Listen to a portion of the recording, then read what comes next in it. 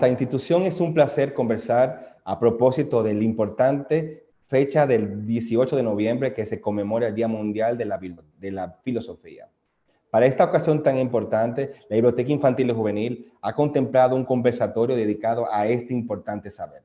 Para esta ocasión, tenemos a disposición el conversatorio con el doctor en Filosofía por la Universidad de Salamanca de Valladolid, el señor Jeffrey Antonio Ramírez, con quien conversaremos diversos temas relacionados con la filosofía. Adelante, doctor.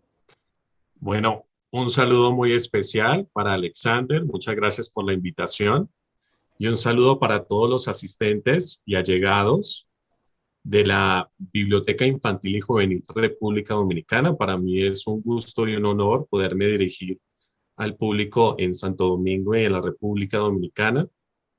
Un país que no conozco aún, que tengo muchos deseos de conocer, espero pronto estar por allá, así que esta es una forma de anticipar de pronto mi viaje.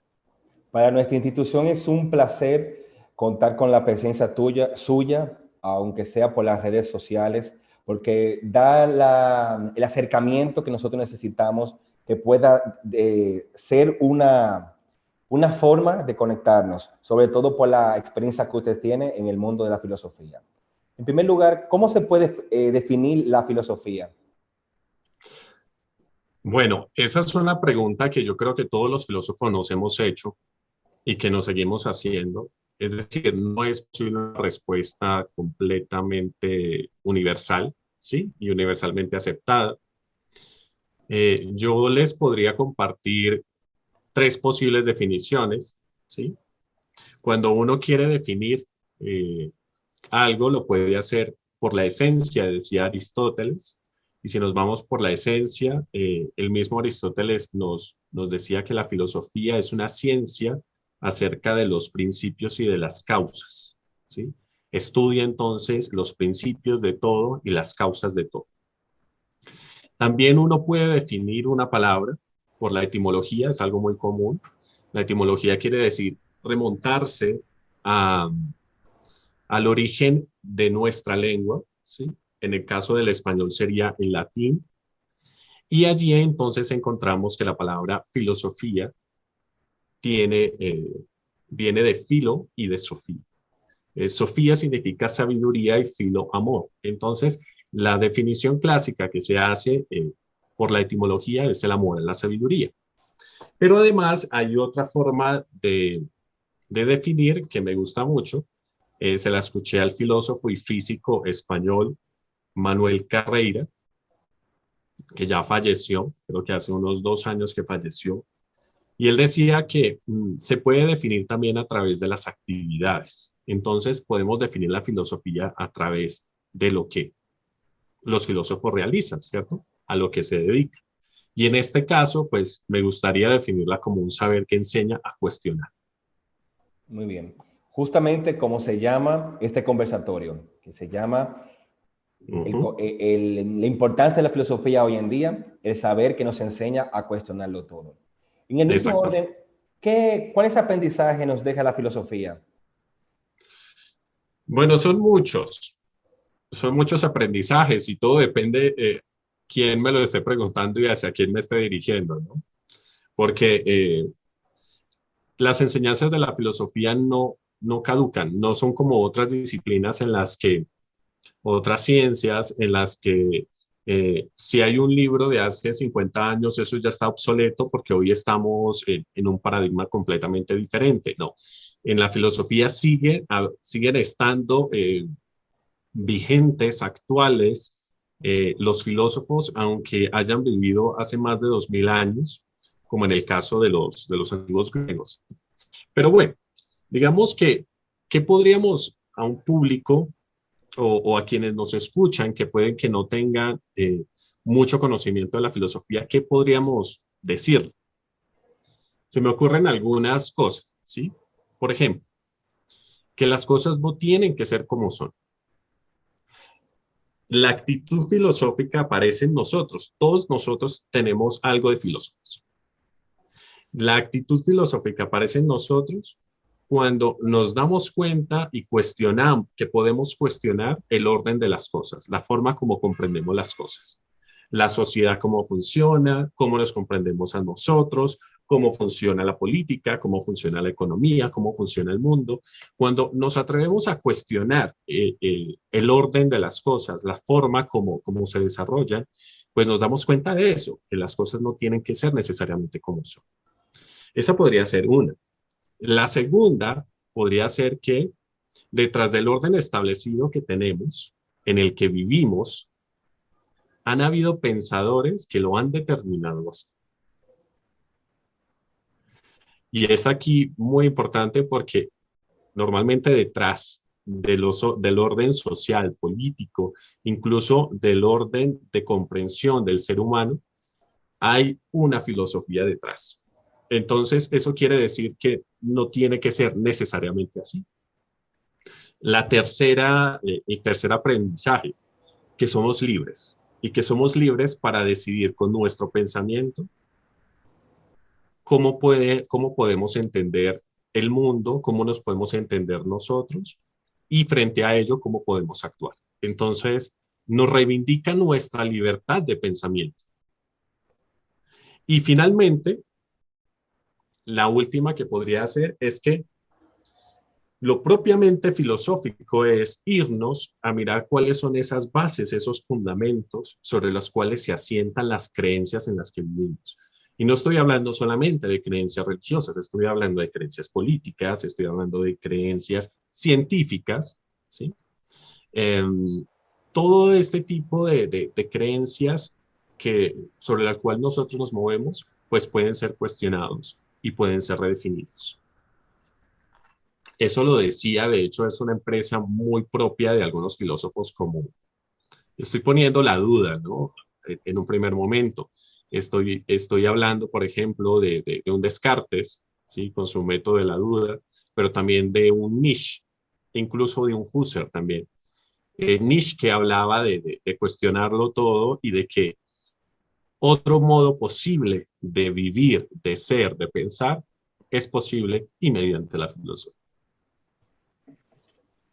Desde este punto que usted establece, ¿cuál sería el sentido práctico de la filosofía?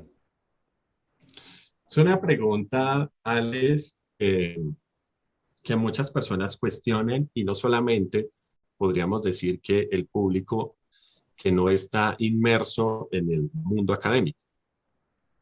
En la misma academia, en las mismas universidades, constantemente hay esta pregunta, bueno, ¿y para qué sirve la filosofía, cierto? Porque parece que nosotros nos encargamos solamente de hablar, de hablar, de hablar, de pensar. Está la típica imagen del filósofo eh, muy contento él contemplando no sé qué y con un aspecto quizás no tan común. Eh, y entonces se dice, pero ¿para qué? ¿Cierto? ¿Para qué sirve la filosofía? Y es normal que nos preguntemos porque vivimos en una sociedad en la que los resultados deben de ser inmediatos y materiales. Entonces, si los resultados no son inmediatos, materiales, entonces se nos escapa de pronto resultados prácticos que puedan haber a largo plazo y que sean inmateriales. ¿A qué me refiero? Hace un momento les decía que detrás del orden del mundo, detrás de la forma como nosotros nos comprendemos todo, siempre ha habido alguien que ha pensado eso. Y ahí es donde está la influencia de la filosofía. Por ejemplo,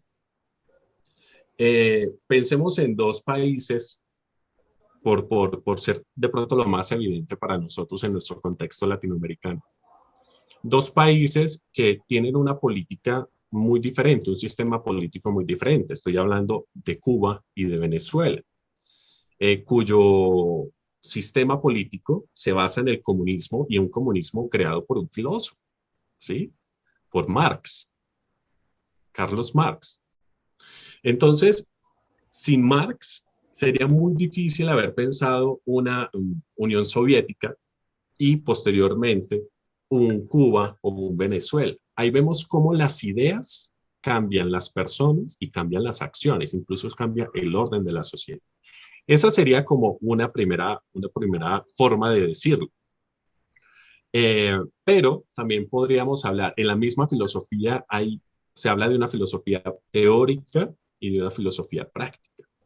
Eso, el autor que más nos podría ilustrar sería Kant, Immanuel Kant, este filósofo del siglo XVIII, alemán, y nos habla de que la razón teórica, incluso el mismo Aristóteles ya hablaba un poco de esto, la razón teórica trata de buscar cuál es la verdad. Nosotros, ¿a usted le gusta que le mientan, Alexander? No, no, no, no, no, de ninguna ¿Cierto que manera. no? De ninguna A nadie manera. nos gusta que nos mientan. No, no, no. Y eso es la forma más sencilla de nosotros ver que nosotros estamos ordenados a la verdad. Y una forma de buscar la verdad es a través de la razón teórica, es decir, de cierta parte de la filosofía que se dedica a tratar de mostrar qué es la verdad, cómo podemos entender la verdad. Pero también está la razón práctica o la filosofía práctica, ¿sí? Que busca el bien. ¿Te gusta el mal, Por supuesto que no. Alexander? Por ¿No es cierto supuesto que que no? no. Estamos ordenados también al bien. Y la manera de entender ese bien, porque ese bien no necesariamente tiene que ser universal, eh, hay diferentes formas de entender ese bien. Para algunos es la utilidad material, para Tangible. otros tangible, para otros son los sentimientos y las personas que lo acompañan, es algo intangible, ¿sí?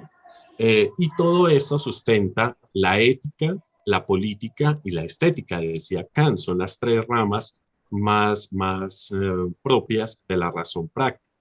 Entonces, es decir que nosotros nos encargamos de tratar de definir esos conceptos, ¿sí? Que después cambian mentalidades y cambiando mentalidades transformamos sociedades. Pero es algo que toma tiempo, que no es inmediato y que normalmente es inmaterial. Entonces ahí es donde quizás está la dificultad como para darse cuenta de la utilidad de la filosofía. Como un filósofo en constante evolución puede analizar los constantes cambios que pueden ocurrirnos repentinos en nuestro quehacer personal y profesional. Pregunto esto porque yo sé que los filósofos tienen esa tarea de analizar y reflexionar todo lo que ocurre a su alrededor. Sí, efectivamente. Sí, y podemos hablar de cambios a nivel personal y cambios a nivel comunitario, social, colectivo, ¿sí?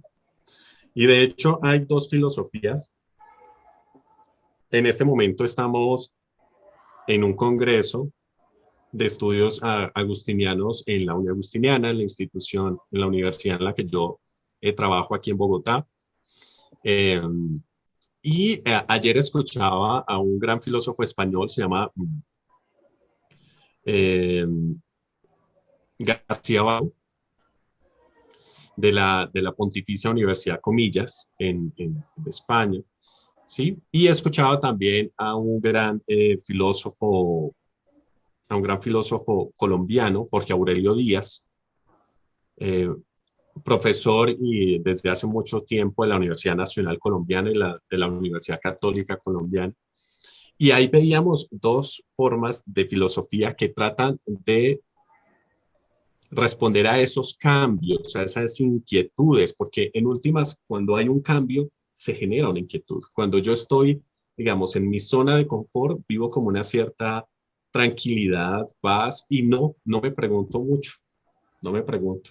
Normalmente la filosofía viene cuando hay esos momentos de cambio, de dificultad, porque ya implica repensarme, porque normalmente pensemos en un cambio de ciudad, por ejemplo, y de trabajo, algo tan sencillo como esto. Claro, pero si yo soy muy apegado a mi familia, donde yo estoy, me he identificado con lo que hago, eso significa que tendré que repensarme en un lugar diferente. Si yo soy capaz de adaptarme, si esto es propicio para mí, si es lo que yo deseo para mi vida, si le puedo dar sentido a las nuevas acciones que puedo hacer. Esas Si el preguntas destino, personales, perdón que te interrumpa, si el destino lo quiso tranquilo. así, si el destino lo quiso así. Por ejemplo, podríamos cuestionar, ¿hay un destino? ¿O el destino lo hago yo? ¿O hay una inteligencia por fuera de mí que está determinando mi destino, llámese Dios, llámese el cosmos, llámese lo que sea. Esas son preguntas que nos podemos hacer, ¿cierto? ¿Será que es que el destino quiere que yo me vaya? Bueno, de pronto eso me tranquiliza más para irme, ¿cierto? En el pensamiento religioso, por ejemplo, funciona mucho. No, es que Dios quiere que yo me vaya, ¿sí? Eh, Dios lo quiso así. Exactamente, es una forma de tratar de tranquilizar y pensar que hay una inteligencia mayor que lo sabe todo y que va a saber que eso es bueno para mí, ¿sí? Eso hace parte, por ejemplo, de esas preguntas que vienen cuando surgen los cambios. Entonces, hay una filosofía de corte personal que trata de responder a las preguntas existenciales de nosotros, ¿sí? Los seres humanos. Entonces, por ejemplo, el tema de la muerte, ese sí que es un cambio grande. Cuando un ser amado nos falta, cuando un padre, una madre, un hermano, alguien muy próximo nos falta, es un cambio grande y que normalmente nos hace pensar, ¿sí? Pero también cuestiones como el amor, eso sí que nos cambia también, ¿cierto? Sí. Cuando nos enamoramos, esto nos cambia completamente. Entonces, hay esos cambios, en los cambios, cuando esa zona de confort se cae, es cuando la filosofía aflora, porque vienen las preguntas en las que yo estoy implicado fundamentalmente. Esto entonces sería en esa primera filosofía. Hay otra filosofía y es la que se encarga de pensar los cambios, pero a nivel colectivo, entonces a nivel sociopolítico, por ejemplo. Entonces viene no, que el sistema, por ejemplo, capitalista, que está acabando con nuestro planeta. Entonces, ¿cuáles son las bases de este pensamiento? ¿Qué tenemos que tratar de cambiar en la mentalidad de las personas para que aprendamos a vivir sosteniblemente con nuestro ambiente, para que evitemos desastres y demás? Entonces, allí también, cuando hay esos cambios, ¿sí? Fuertes, que tiene un impacto muy grande, porque claro, cuando es sociopolítico hay muchas personas allí afectadas, pues también la filosofía política, la filosofía, la ética, la bioética también, todo esto tiene una palabra que decir. En otras palabras, cuando surgen cambios, nos preguntamos qué sucedió, por qué sucedió, cómo sucedió y qué sentido le puedo dar a lo que sucedió. En el mismo orden, viendo lo que ocurrió el año pasado, que fue un año tan duro para todos nosotros, yo me imagino dónde estaba la filosofía. ¿Dónde estaba la filosofía para respondernos qué hago frente al caos? ¿Qué hago frente a la incertidumbre? Bueno, lastimosamente tengo que decirlo, quizás es uno de los grandes problemas que tenemos y del sistema de la filosofía. La filosofía ha reflexionado mucho sobre esto. Si, por ejemplo, nosotros vamos a las revistas que salieron el año pasado, los números de este año, la mayoría de los artículos especializados de investigaciones tratan el tema de la pandemia, ¿sí? Pero ¿qué pasa? Que esto se queda entre nosotros. Este es quizás una de las dificultades. Son reflexiones que se hacen, ¿sí? Tratando de mirar, por ejemplo, la fragilidad humana. Yo por ahí tengo algún aporte al respecto en un periódico de divulgación aquí en Colombia. Hice un pequeño artículo en el que mostraba que la pandemia lo que había mostrado o lo que nos había develado era la fragilidad humana, ¿sí? Una fragilidad que muchas veces el dinero, una posición social, una profesión, ¿sí? Incluso una Un, familia nos hace olvidar. un status quo. Social, un estatus social nos hace olvidar. Correcto. Y aquí nos recuerda la pandemia que aquí no importa si usted es lo que es, que usted tiene dinero, que usted es incluso político, porque hasta hubo presidentes con el virus. Es decir, el virus nos mostró que todos somos iguales, que todos somos iguales. Somos nosotros los que creamos las diferencias, pero en la base biológica todos somos iguales. Es correcto. Entonces, eso nos invita a una responsabilidad ética frente a los otros, a cuidarnos mutuamente. El hecho, por ejemplo, de que el hecho de que yo no saliera de la casa ¿sí? O que yo me cuide, no es solamente una cuestión individualista, estoy pensando en el otro que también se puede enfermar, o que yo tengo sospechas de tener COVID, pues no lo hago porque o me cuido, evito salir, evito tener contacto con otros para cuidar también si los otros. Entonces, creo que nos da una oportunidad muy grande de pensar, o nos dio una oportunidad muy grande de pensar la pandemia en la igualdad humana y en la necesidad de pensar en el otro. Como usted sabe, estimado Jeffrey, el público nuestro se enfoca en diferentes puntos de vista, pero específicamente para nuestro público lector, que es infanto juvenil y para toda la familia, ¿cuáles estrategias se pueden utilizar para desarrollar acciones para que la filosofía sea un recurso dentro y fuera de las aulas?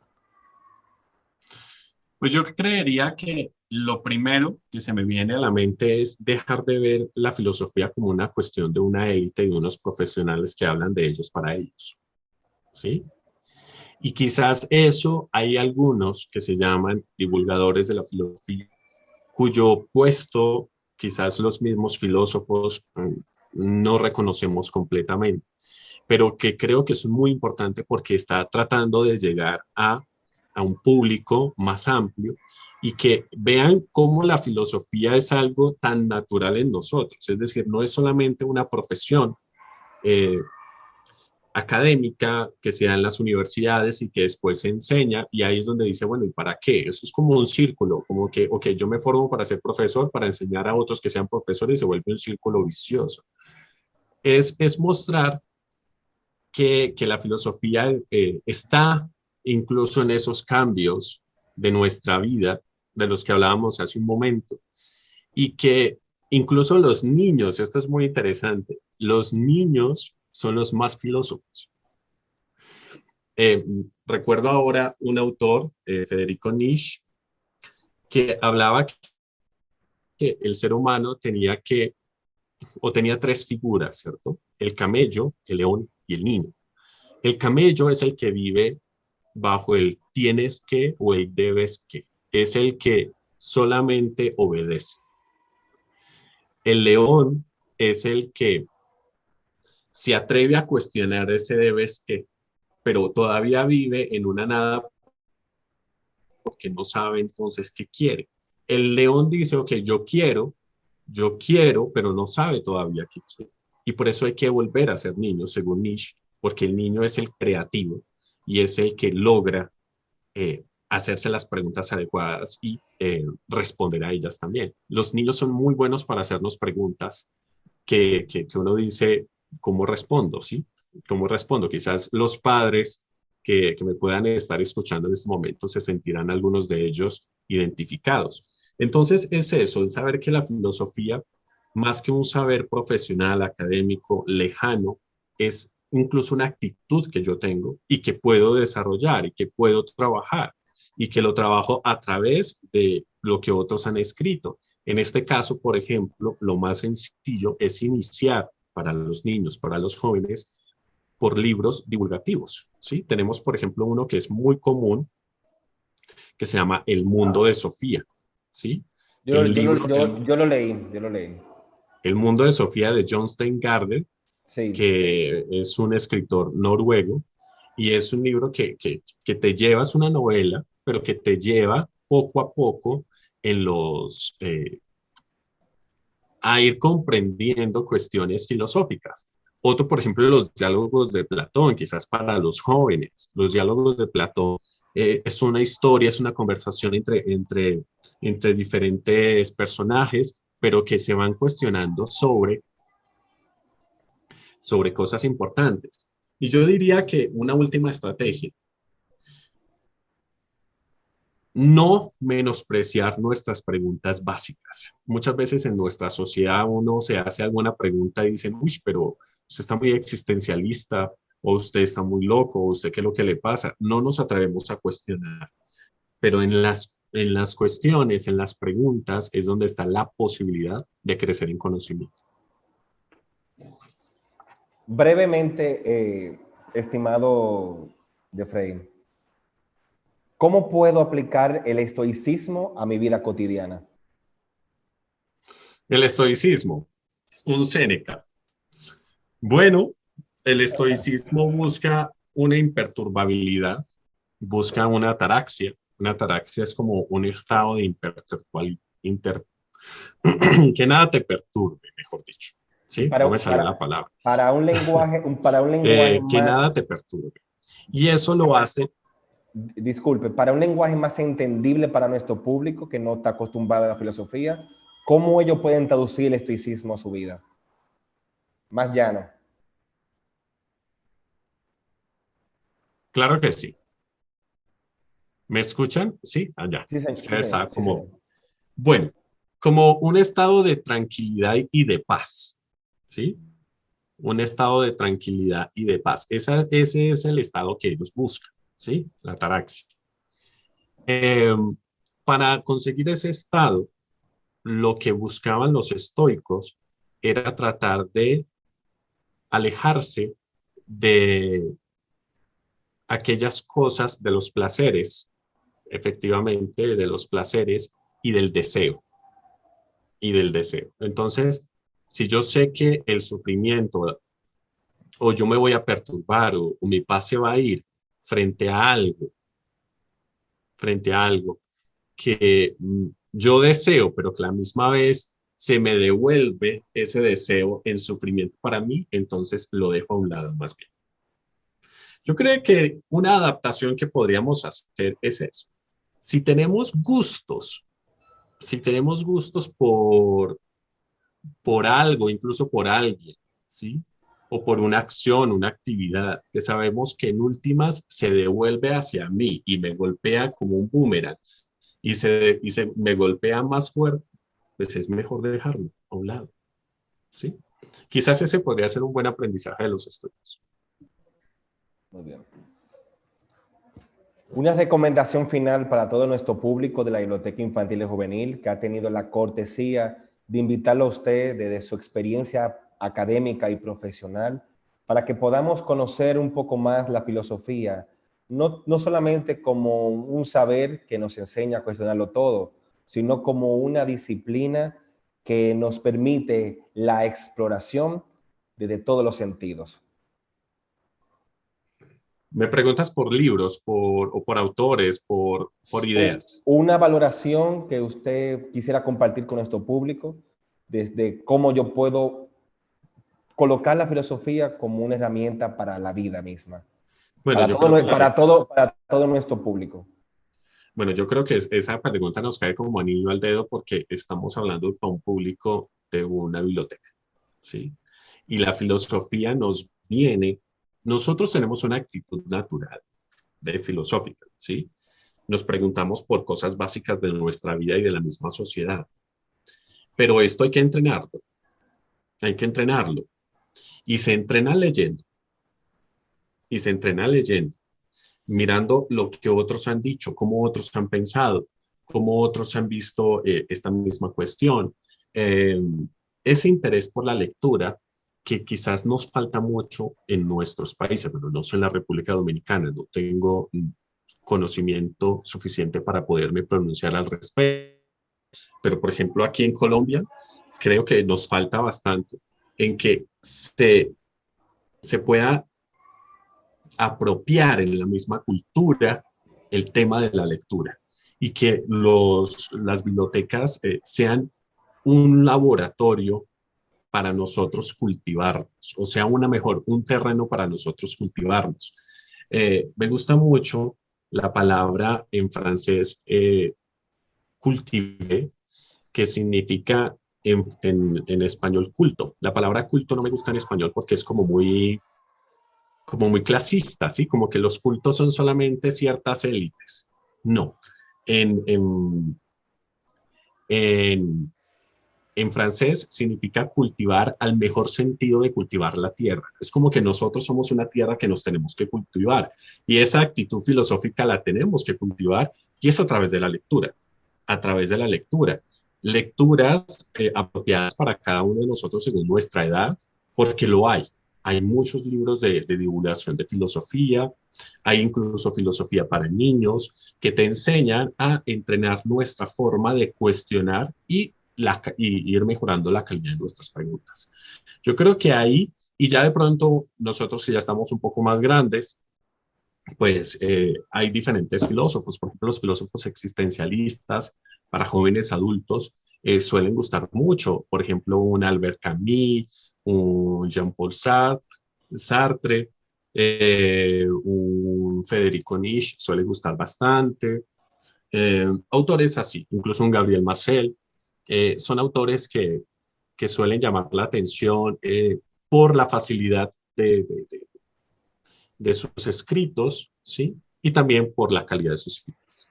Es así, es así. Bueno, agradeciendo el tiempo suyo y la disponibilidad de compartir con nosotros toda su experiencia para nuestro público de infantil, de la Biblioteca Infantil de República Dominicana. Desde República Dominicana, un país hermano de Colombia, agradecemos enormemente su disponibilidad y recibimos con mucho agrado su cortesía de acceder a esta entrevista, porque es un día importante que nuestra biblioteca necesita, que es para conmemorar esta importante fecha. 18 de noviembre es el Día Mundial de la Filosofía declarado por la UNESCO. ¿Algunas palabras para concluir, estimado? No, mi agradecimiento total a usted, Alexander, a la biblioteca por haberme invitado, por confiar en mí, en este espacio, por permitirme estas palabras para dirigirme al público de República Dominicana. Vuelvo y lo digo, me siento muy honrado, así que muchísimas gracias. Y en lo que pueda colaborar.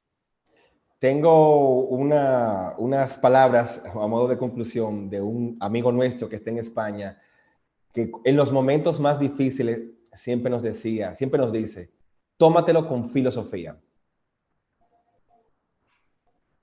Es decir, reflexiónalo bien y profundamente. Es así, es así. Bueno, desde aquí damos por concluido este conversatorio con el doctor en filosofía, docente de la Universidad Uniagustiniana de Bogotá en Colombia, el señor Jeffrey Antonio Ramírez, con quien hemos conversado acerca de la importancia de la filosofía hoy en día, sus perspectivas y su abordaje.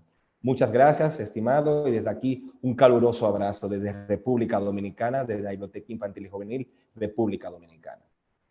Muchas gracias.